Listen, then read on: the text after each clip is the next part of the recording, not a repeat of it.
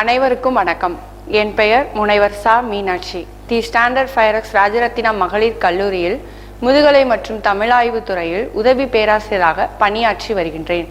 பொதுத்தமிழ் 3 பாடத்திற்கான திறனாய்வு செய்தல் என்ற தலைப்பினை இன்று இக்காணொளியில் காண போகின்றோம். திறனாய்வு. ஆய்வு என்ற சொல்லின் அடிச்சொல் திறனாய்வு. ஆய் என்ற அடிச்சொல்லிலிருந்து தோன்றியது. அதாவது ஆய்தல், ஆராய்தல். ஆராய்தல், ஆய்தல் என்று வெவ்வேறு பொருட்களில் வந்தாலும் ஆய்வு என்பதன் முதல் சொல். நுணுகுதல், வருந்துதல், அழகாய் இருத்தல், சோதனை செய்தல், பிரித்தல், தெரிந்தெடுத்தல், கொண்டாடுதல், கொய்தல், காம்பு நீக்குதல், குத்துதல் என்று அகராதி ஆய்தல் என்ற சொல்லிற்கு பல்வேறான பொருளை வழங்குகின்றது. அனைத்து பொருளின் நுட்பமான பொருளும் ஆய்தல் என்பது ஆராய்தல், ஏதேனும் ஒன்றினை தேடி ஆராய்வது. இப்போ கூட தற்காலத்தில் ஆய்தல் என்ற சொல் ரொம்ப எளிமையாக பயன்படுத்தப்படுகிறது. கொஞ்சம் யோசித்தோம் அப்படின்னா நம்மளுடைய வீட்டில் பெண்கள் பயன்படுத்தக்கூடிய சொல் கீரை ஆய்தல். பேச்சு வழக்குல கீரைய ஆயிரம் அப்படிதான் சொல்லுவாங்க. கீரை ஆய்தல். கீரை ஆயும் போது என்ன செய்வாங்க, எதெல்லாம் நல்ல இலையோ எதெல்லாம் நமக்கு தேவையோ அது எல்லாத்தையும் என்ன பண்ணுவாங்கன்னா கரெக்டா தனித்தனியா எடுத்துருவாங்க. எடுத்துட்டு தேவையே இல்லாததை நீக்கிடுவாங்க. அப்ப அதே மாதிரிதான் ஒரு நூலை எடுத்து நம்ம ஆய்வு செய்ய போறோம் அப்படின்னா நிறைய செய்திகள் நம்ம தரவு எல்லாம் தொகுப்போம். அப்படி தொகுக்கக்கூடிய அந்த தரவுகள் நம்முடைய இலக்கியத்தோடு பொருந்தி வரக்கூடிய தேவையான செய்திகளை மட்டும் எடுத்துக்கொள்வதுதான் ஆய்தல். அப்ப இந்த ஆய்வு அப்படின்ற சொல் ஆரம்ப காலகட்டத்தில இருந்து, தொல்காப்பியருடைய காலகட்டத்தில இருந்து இருக்குது. ரொம்ப சான்று சொல்லணும் அப்படின்னா நம்ம திருவள்ளுவருடைய ஆய்ந்து ஆய்ந்து கொள்ளாதான் கேண்மை கடைமுறை தான் சாம் துயரம் தரும். கேண்மை அப்படின்னா நட்பு. ஒரு நட்பு நம்ம தேர்வு செய்யறோம், நம்முடைய நண்பர்களை நம்ம தேர்வு செய்யும் பொழுது எப்படி தேர்வு செய்யணும்னா ஆய்ந்து ஆய்ந்து. ஒரு தடவை கூட ஆய்ந்துன்னு சொல்லலாம். ஆனா எத்தனை தடவை? 2 தடவை சொல்லியிருக்காரு.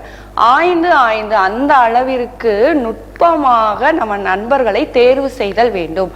அப்படி நம்ம நுட்பமாக ஆராய்ந்து நண்பர்களை தேர்வு செய்யல அப்படின்னா என்னைக்காவது ஒரு நாள் கடைமுறை கடைசி காலகட்டத்துல கூட நம்ம இறந்து போகக்கூடிய அளவுக்கு ஒரு துயரத்தை நமக்கு அந்த நண்பர்களால நம்ம அடைவோம். அப்ப ஆராய்தல் அப்படின்றது ரொம்ப ரொம்ப முக்கியமான ஒரு விஷயமாக இருக்கு. இதுல ஆய்வு அப்படின்ற சொல் பேச்சு வழக்குல ஆய்தல் என்ற பொருளில் வழங்கப்படுகின்றது. அப்ப ஆய்வுடைய அடிச்சொல்லாக இருந்து வளர்ந்ததுதான் திறனாய்வு என்ற சொல்.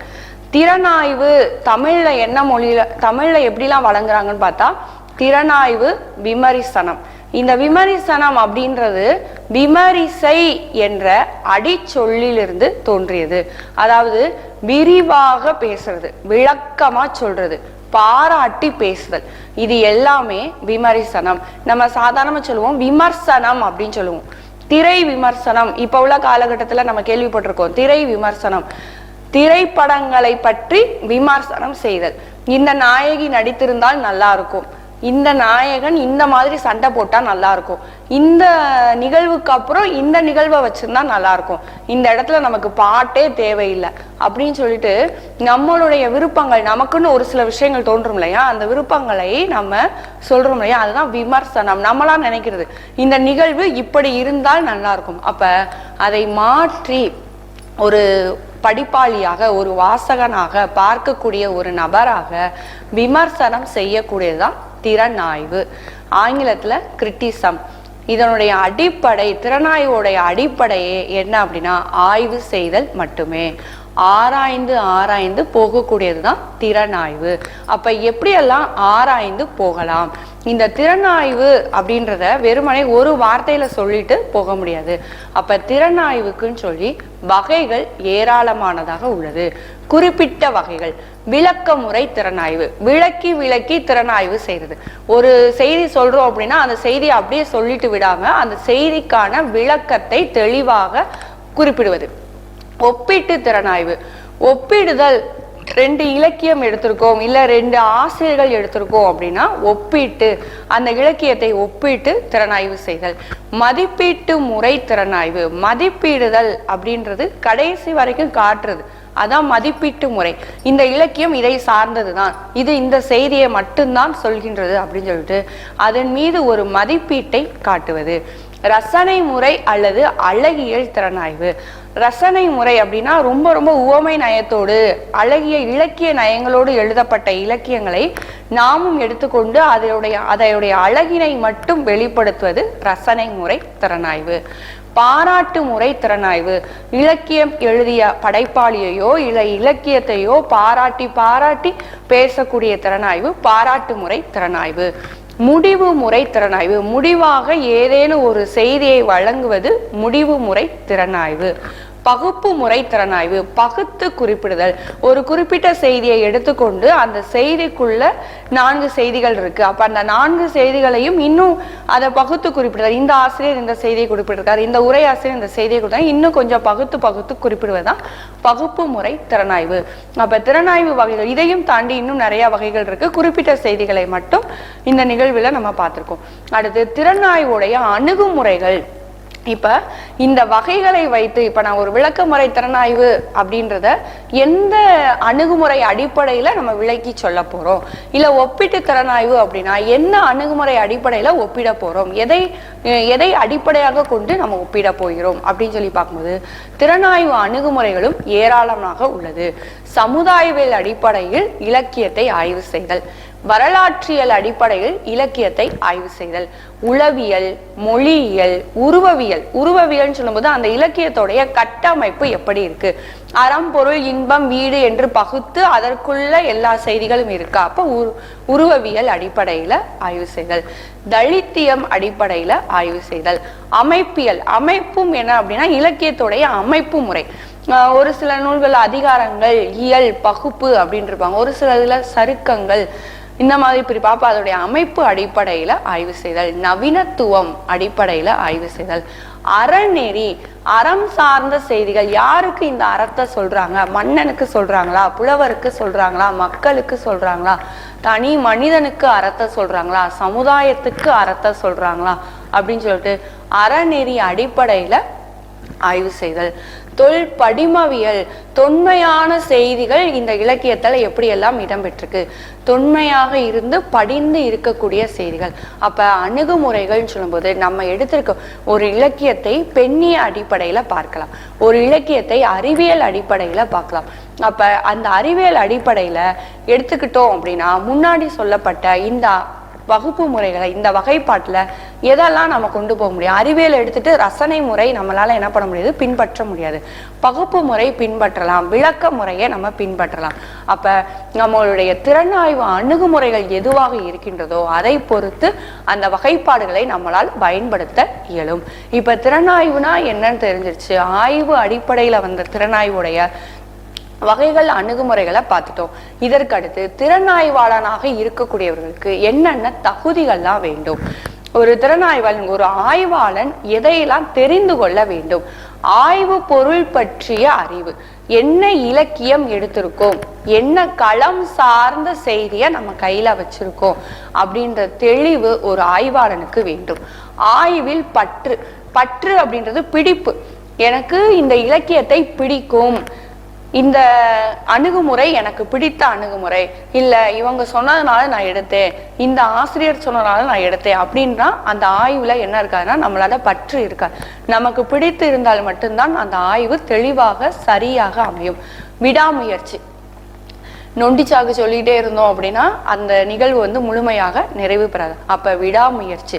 ஆய்வின் பொருட்டு கள ஆய்வுலாம் எடுத்திருக்கோம் அப்படின்னா அந்த இடத்திற்கு போகக்கூடியது அங்க நிறைய இடர்பாடுகள் இருக்கதான் செய்யும். அதை எல்லாத்தையும் சமாளித்து நமக்கு தேவையான தகவல்களை திரட்டி வரக்கூடிய விடாமுயற்சி. நுண்ணோக்கு. நுண்ணோக்குனா நுண்மையாக நமக்கு என்ன தேவையோ அதை மட்டும்தான் பாக்குறது. இதுக்குதான் ஒரு சான்று சொல்லுவாங்க. துரோணர் நம்மளுடைய அர்ஜுனர்கிட்ட கேட்பாங்களா, அந்த மரத்துல உனக்கு என்ன தெரியுது, ஏன்னா அவர் மரத்துல இப்ப அம்பு எய்றதுக்கு தயாராக இருக்கிறாரு, உனக்கு என்ன தெரியுது, அடிமரம் தெரியல, இலை தெரியுதா தெரியல, கிளை தெரியுதா தெரியல, காய் தெரியுதா தெரியல, கனி மட்டும்தான் தெரிகிறது. அவ்வளோ பெரிய மரத்துல கனி மட்டும்தான் தெரிகிறது. இதுதான் நுண்ணோக்கு. ஒரு ஆய்வாளன் தன்னுடைய ஆய்வு எதை நோக்கி கொண்டு போகணுமோ அதை நோக்கி மட்டும்தான் என்ன பண்ணணும், கொண்டு போகணும். தன்னுடைய கவனத்தை சிதற விடுதல் கூடாது. அப்ப ஆய்வுல நுண்ணோக்கு ரொம்ப ரொம்ப அவசியமானது. ஆய்வு நேர்மையோடு இருத்தல், சரியான முறையில செய்யறது, திருட்டுத்தனம் பண்றது, இந்த மாதிரி எதுவுமே இருக்கக்கூடாது. ஒரு நூலிலிருந்து ஒரு செய்தியை எடுக்கிறோம் அப்படின்னா அதை இந்த நூலில் இந்த ஆசிரியர் குறிப்பிட்டுள்ளார் அப்படின்ற ஆய்வு நேர்மையோடு அந்த தகவலை நம்ம வழங்குதல் வேண்டும். ஆசிரியர் பெயர் கொடுக்கல அப்படின்னா ஆய்வாளன் ஆகிய நம்ம கொடுத்துருக்கோம் அப்படின்ற மாதிரி ஆயிடும். அந்த மாதிரி இருக்க கூடாது. சார்பின்மை அல்லது நடுவு நிலைமை. இப்போ ஒரு ஆசிரியருடைய நூலை எடுத்து நம்ம ஆய்வு செய்யறோம், எனக்கு அந்த ஆசிரியர் ரொம்ப பிடிக்கும் அப்படின்னா அவர் எழுதக்கூடிய கவிதைகள் எல்லாமே நல்லா இருக்கு, எல்லாமே சிறப்பான முறையில இருக்கு, இந்த செய்திகள் எல்லாமே சமுதாயத்துக்கு தேவைப்படுது அப்படின்னு சொல்லிட்டு பிடித்திருக்கு அப்படின்ற காரணத்துக்காக என்ன பண்ணக்கூடாது, நம்ம அந்த இலக்கியத்தை ஆய்வு செய்தல் கூடாது. அப்ப நடுவு நிலைமையோடு இந்த கருத்து சமுதாயத்திற்கு இப்ப தேவையா, இந்த கருத்து நம்மளால மற்றவர்களுக்கு பயன்படுமா அப்படின்ற ஒரு நடுவு நிலைமையோடு இருத்தல் வேண்டும். ஆய்வு நாகரிகமும் ஆய்வு நேர்மையும் கிட்டத்தட்ட ஒன்றுதான். ஏன்னா நாகரிகம் அப்படின்றது துணைநூறு பட்டியல் பயன்படுத்தக்கூடியது. உரையாசிரியருடைய கருத்துக்களை எடுத்திருக்கோம் அப்படின்னா உரையாசிரியருடைய பெயர்களை அப்படியே நமக்கு கொடுக்கக்கூடியது. இது எல்லாமே ஒன்றுதான். கடும் உழைப்பு இருத்தல் வேண்டும். நம்மளுடைய ஆய்வு கண்ணோட்டத்தை நோக்கி மட்டுமே போகணும். பொறுமையோடு செயல்படுதல் வேண்டும். தகவல் திரட்ட போன இடத்துல தகவல் கிடைக்காம போகலாம், இல்ல நம்ம திரட்டிட்டு வந்த தகவல் ஏதாவது ஒரு இடத்துல நம்ம கைக்கு கிடைக்காம போகலாம். அப்ப பொறுமையோடும், அதே மாதிரி ஆய்வாளன் தன்னுடைய கருத்துக்களை எடுத்து சொல்லும் பொழுது நிறைய பேர் இதை இல்ல இதெல்லாம் கிடையாது, இது இப்படிதான் அப்படின்னு சொல்லும் போது பொறுமையோடு நாம் என்ன சொல்ல வந்தோமோ அந்த செய்தியை நம்ம சொல்லலாம். ஆய்வு ஒழுக்கம் அப்படின்னு சொல்லும்போது எல்லா விஷயங்களையும் ஒழுக்கம் என்ற ஒரு விஷயம் பின்பற்றப்படுகிறது. அதன் அடிப்படையில் ஆய்விலையும் திறனாய்வாளன் கட்டாயமாக ஒழுக்கத்துடன் தன்னுடைய ஆய்வினை நேர்மையுடன் செயல்படுதல் வேண்டும். இந்த 10 ஒரு திறனாய்வாளன் பின்பற்ற வேண்டிய சிறப்பான தகுதிகளாக உள்ளது. திறனாய்வுக்கும் இலக்கியத்திற்கும் என்ன சம்பந்தம்? திறனாய்வு அப்படின்றது இலக்கியத்தை மையமிட்ட ஒன்று. இலக்கியம் அப்படின்றது படைப்பாளியோடைய ஆக்கம். எப்படி ஒரு படைப்பாளன் ஒரு இலக்கியத்தை படைக்கின்றார், ஏதோ ஒரு தாக்கம் தன் மனதில் வரும் பொழுது மட்டும்தான் படைப்பாளனாக இலக்கியத்தை என்ன பண்ண முடியும், பார்க்கவே முடியும். அப்ப அவனால அந்த இலக்கியத்தை படைக்கிறான் அப்படின்னா மன தாக்கத்தினால் தான் படைக்க முடிகின்றது. இந்த படைப்போடைய ஆக்கம், படைப்பு அப்படின்ற ஒரு விஷயத்தை உருவாக்குவது இலக்கியங்கள் தான். அப்ப இந்த இலக்கியத்தை எடுத்து திறனாய்வு செய்யும் பொழுதுதான் அந்த திறனாய்வு செய்யறது அப்படின்றது என்ன அப்படின்னா ஒரு புலன் விசாரணை மாதிரி. ஒருத்தரை பாக்குறோம், நீங்க இது பண்ணீங்களா அது பண்ணீங்களான்னு சொல்லி விசாரிக்கிறோம் அப்படின்னா ஒரு புலன் விசாரணை மாதிரி அதன் மீதான அறிவியல் விசாரணை. இலக்கியத்தை அப்படியே ரசிச்சுட்டு போயிட்டோம் அப்படின்னா நம்ம ரசனையாளர்களாக நம்ம இருப்போம். அந்த இலக்கியத்தில் ஏன் இதை சொல்லி இருக்கிறார்கள், என்ன காரணமாக இருக்கும் என்று நாம் சிந்திக்கும் பொழுது திறனாய்வாளனாக நாம் உருவாகின்றோம். அப்ப இந்த திறனாய்வு அப்படின்ற ஒரு விஷயம் எப்படி உருவானது அப்படின்னா படைப்பாளியில் இருந்துதான் திறனாய்வாளன் உருவாகின்றான். எப்படி ஒரு படைப்பாளி ஒரு இலக்கியத்தை படைக்கும் பொழுது நாம் ஏன் இதை படைக்கின்றோம், என்ன காரணத்திற்காக இந்த சிறுகதையை நம்ம எழுதியிருக்கோம், என்ன செய்தியை சொல்ல வந்திருக்கோம், ஒரு பெண் கல்வி பற்றி பேச வருகிறோமா, இல்ல சமூகத்தில் நிகழக்கூடிய அவல நிலையை பற்றி பேச வருகின்றோமா அப்படின்னு சொல்லிட்டு ஒரு படைப்பாளி யோசித்து எழுதக்கூடிய அந்த தருணத்தில் ஒரு திறனாய்வாளனும் சேர்ந்து உருவாகின்றான். அப்ப இலக்கியமும் திறனாய்வும் ஒன்றுக்கொன்று தொடர்புடையதாக அமைகின்றது. இதற்கடுத்து இந்த திறனாய்வோடைய அடிப்படை இலக்கியத்துல எப்படியெல்லாம் அமைகின்றது. இலக்கியத்துல அப்படின்னு சொல்லி பார்க்கும்போது நாம் முன்னாடியே சொன்ன மாதிரி இலக்கியத்தை எடுத்து ரசித்து படித்து ஆகா இந்த கவிதை நல்லா இருக்கே, இந்த சிறுகதை நல்லா இருக்கே, இந்த இலக்கியத்துல ஆசிரியர் எப்படி ஒரு மொழி நடையை பின்பற்றி இருக்கிறார் அப்படின்னு சொல்லி பார்க்கும் பொழுது ஒரு ரசிகனாக மட்டுமே அந்த இலக்கியத்தை ரசிக்கின்றோம். ஆனா இந்த இலக்கியத்தில் என்னென்ன செய்திகள் சொல்லப்பட்டுள்ளது அப்படின்னு சொல்லும் பொழுது அந்த இலக்கியத்துடைய பல்வேறு பண்புகளை வெளிப்படுத்தும் விதமாக திறனாய்வு அமைகின்றது. இலக்கியத்துடைய திறனை வளர்க்கும் வண்ணம் இந்த திறனாய்வு உருவாகின்றது. அப்ப ஒரு இலக்கியத்துல வாழ்வியல் பற்றி பேசப்படுகிறது. இப்ப சங்க இலக்கியம் சொல்லி எடுத்துக்கிட்டோம் அப்படின்னா அதுல மக்களுடைய திணை அடிப்படையில மக்களை பிடித்திருக்காங்க. அப்ப திணை அடிப்படையில மக்களுடைய வாழ்வியல் பேசப்படுது அப்படின்னா அந்த வாழ்வியல் சரியான முறையில் இலக்கியத்தில் பதிவு செய்யப்பட்டுள்ளதா, எப்படி பறைசாற்றுகிறார்கள். குறிஞ்சி நில மக்கள் எடுத்துக்கிட்டோம் அப்படின்னா அவர்களுடைய பாடல்கள்ல மலை சார்ந்த பகுதிகள் இடம்பெறுகின்றதா, அவர்கள் வழிபடக்கூடிய இறைவன் முருகனாக இருக்கிறாரா, இப்படி எல்லா விஷயங்களையும் புல் மா பறை செய்தி யாழ் அப்படின்னு சொல்லி எல்லா விஷயங்களும் அந்த வாழ்வியலில் பறைசாற்றப்படுகின்றதா. அப்ப இந்த செய்திகளை எல்லாம் வெளிக்கொணர்வது திறனாய்வு. மலை சார்ந்த பகுதியா இருக்கு, நல்லா இருக்கே, இந்த இடத்துல இந்த செய்தியை குறிப்பிட்டிருக்காங்க, நல்லா இருக்கே அப்படின்னு சொல்லி ரசித்து போனோம்னா நாம் ஒரு படிப்பாளி. இந்த செய்தியை குறிஞ்சி நிலம் அப்படின்றதுனால குறிப்பிட்டிருக்காங்க அப்படின்ற ஒரு செய்தியை வெளிப்படுத்தணும் அப்படின்னா நாம திறனாய்வாளன்.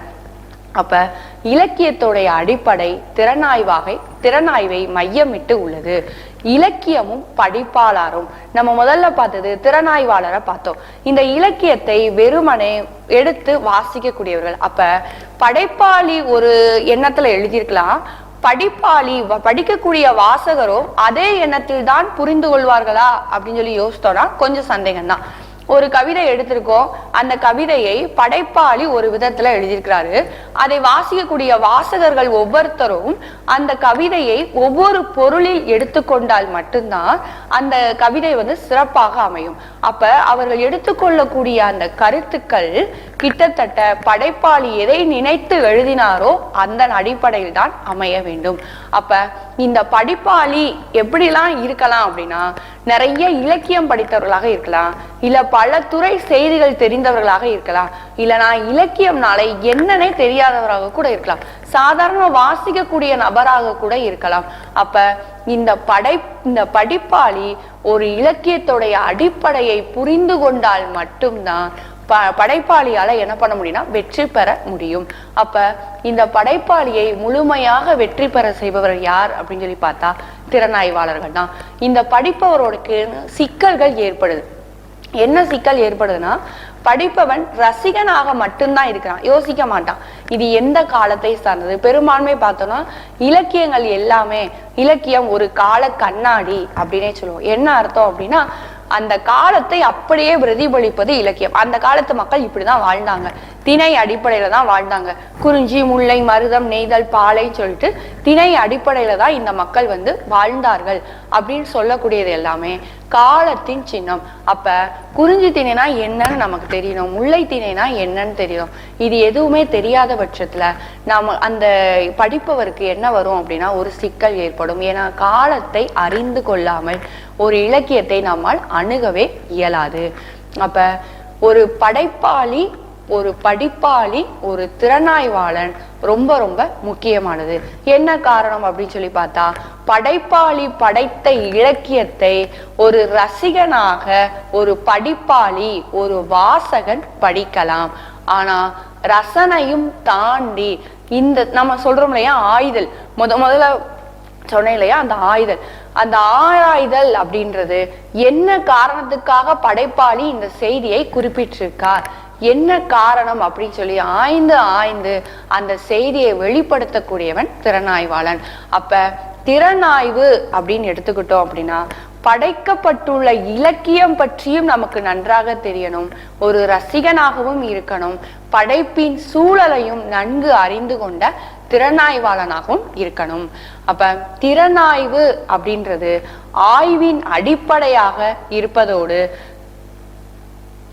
திறனாய்வு ஆய்வின் அடிப்படையாகவும் ஏதேனும் ஒரு செய்தியை படைப்பாளி என்ன செய்தியை சொல்கின்றானோ அதையும் தாண்டி சமூகத்திற்கு தேவையான அனைத்து செய்திகளையும் கொண்டு வருபவனே திறனாய்வாளன். நன்றி.